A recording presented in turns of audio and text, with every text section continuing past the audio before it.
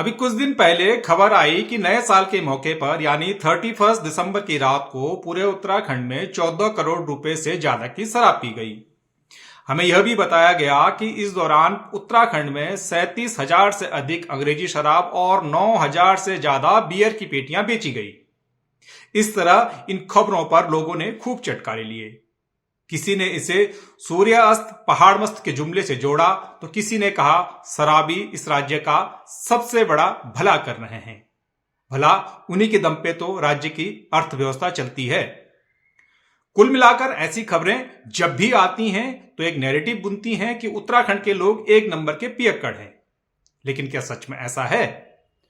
तो इस हकीकत का पता लगाने के लिए हमें थोड़ा आंकड़ों पर गौर करना चाहिए। शराबखोरी के सबसे विश्वसनीय आंकड़े नेशनल फैमिली हेल्थ सर्वे 05 की रिपोर्ट में मिलते हैं।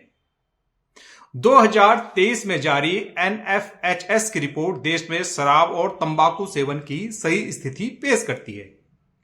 इस सर्वे में 15 साल से अधिक उम्र के सभी महिलाओं और पुरुषों को शामिल किया गया है। इस रिपोर्ट में पहली जानकारी तो यह दी गई है कि देश में शहरों के मुकाबले ग्रामीण क्षेत्रों में ज्यादा शराबखोरी होती है। देश भर में कुल मिलाकर 1.3% महिलाएं शराब का सेवन करती हैं, जबकि शराब पीने वाले पुरुषों का आंकड़ा 19% तक है। अब चूंकि शराब पीने वालों में महिलाओं की संख्या मामूली ही है, इसलिए आज हम यहां पर पुरुषों की ही बात करते हैं। तो राज्य पर शराब पीने वाले पुरुषों की बात की जाए तो उत्तराखंड इसमें दूसरे राज्यों के मुकाबले थोड़ा पीछे ही नजर आता है। क्या पहला स्थान अरुणाचल प्रदेश का है, जहां करीब 53% पुरुष शराब पीने के आदी पाए गए हैं। जी हां, 53% यानी कि पुरुषों की आधी आबादी से अधिक। जबकि 44% आंकड़ों के साथ तेलंगाना के पुरुष दूसरे और 40% आंकड़ों के साथ सिक्किम तीसरे स्थान पर आता है।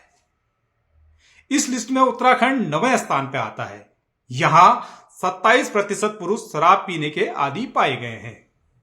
यहां तक कि शराब पीने के लिए चर्चित केरल जैसे राज्य में यह आंकड़ा 26% का पाया गया है।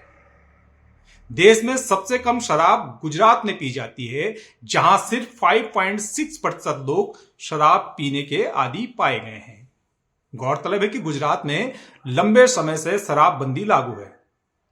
इस रिपोर्ट में उत्तराखंड के साथ ही छत्तीसगढ़, मणिपुर, मेघालय, त्रिपुरा और उड़ीसा के कुछ जिलों में शराब पीने वाले मर्दों का आंकड़ा 30% से अधिक पाया गया है। हालांकि देश में कुछ जिले में यह आंकड़ा 40% के पार भी जा रहा है। रिपोर्ट साफ तौर पर यह भी कहती है कि शराबखोरी की लत SC/ST वर्गों में अन्य समाजों के मुकाबले थोड़ा ज्यादा है। भारत सरकार के स्वास्थ्य मंत्रालय के अधीन यह रिपोर्ट देश भर में करीब 6,10,000 परिवारों से बातचीत के आधार पर तैयार की गई है। यह रिपोर्ट हर 5 साल में जारी होती है। अब एक बार फिर से हम 31 दिसंबर की रात उत्तराखंड में छलके जाम की तरफ लौटते हैं। तो पहली बात तो यह है कि इस दिन पूरे उत्तराखंड में जो 14 करोड़ की शराब पी गई है, इसमें सैलानियों की भी अच्छी खासी संख्या रही होगी। इसे खाली उत्तराखंड के लोगों से जोड़ देना ठीक नहीं है। आप जानते हैं कि इस दिन हमारे प्रदेश में पर्यटक स्थलों पर तमाम टूरिस्ट आए हुए थे।